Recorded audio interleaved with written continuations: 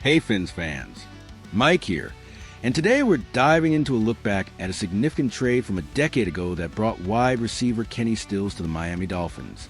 10 years ago, the Dolphins made a bold move, trading with the New Orleans Saints to secure Stills, a player they hoped would bolster their receiving core. The Saints had drafted Stills in the 5th round of the 2013 NFL Draft, and he quickly made a name for himself, putting up impressive numbers. 95 receptions for 1,572 yards and 8 touchdowns over his first 2 seasons, with his best year in 2014 featuring 63 catches for 931 yards. As the Saints looked to rebuild after a disappointing 7-9 season, the Dolphins were seeking to offload linebacker Daniel Ellerbe while adding speed to their receiving group alongside Jarvis Landry. These needs led to a deal that would send Ellerbe and a 3rd-round pick to New Orleans in exchange for Stills. Here's a quick recap of that trade. Dolphins receive Kenny Stills, wide receiver.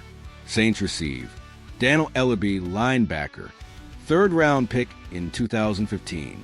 Now, let's look at the aftermath of that trade. What happened next? For the Dolphins, Kenny Stills brought the speed and playmaking ability Miami needed.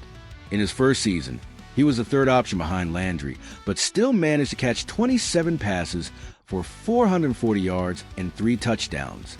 By 2016, his role expanded, and he started all 16 games, finishing with 42 catches for 726 yards and 9 touchdowns. Over his 4 years with the Dolphins, Stills played 63 games, recording 164 receptions for 2,566 yards and 24 touchdowns. After the 2018 season, Stills was traded to the Houston Texans as part of the deal that sent tackle Laremy Tunsil to Miami, which included multiple draft picks returning to the Dolphins.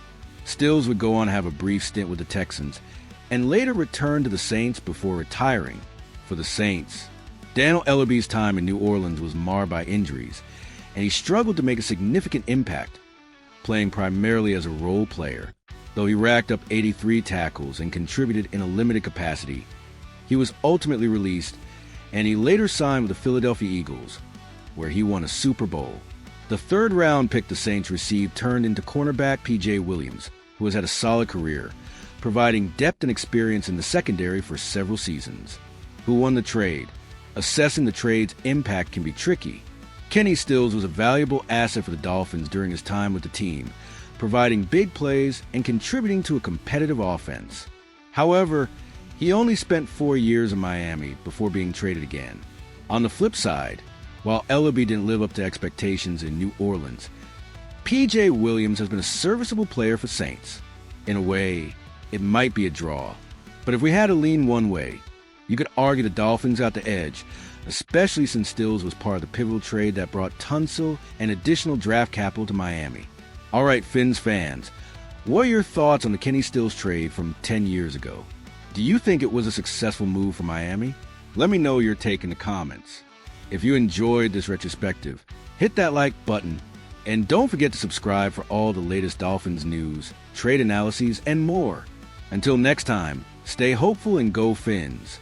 Hey Fins fans, Mike here, and we need to talk about an intriguing trade proposal involving cornerback Jalen Ramsey and the Carolina Panthers.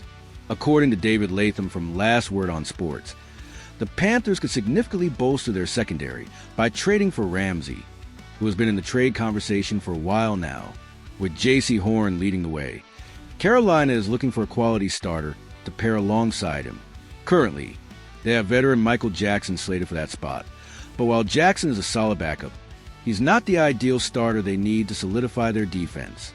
Latham makes a compelling case, noting that no one expects the Carolina Panthers to win the Super Bowl in 2025, but that shouldn't stop them from pursuing a trade for Jalen Ramsey. He highlights that head coach Dave Canales and GM Dan Morgan have already fixed up the offense, establishing a stable offensive line and facilitating Bryce Young's development. Now, they need to turn their focus on defense, and Ramsey could help forge a strong secondary with Horn and Jackson. Assuming Young continues to develop, that secondary could be enough to be competitive in a weak NFC South. Chris Greer, the Dolphins GM, has confirmed that they're indeed open to trading Ramsey, having had conversations with him this offseason.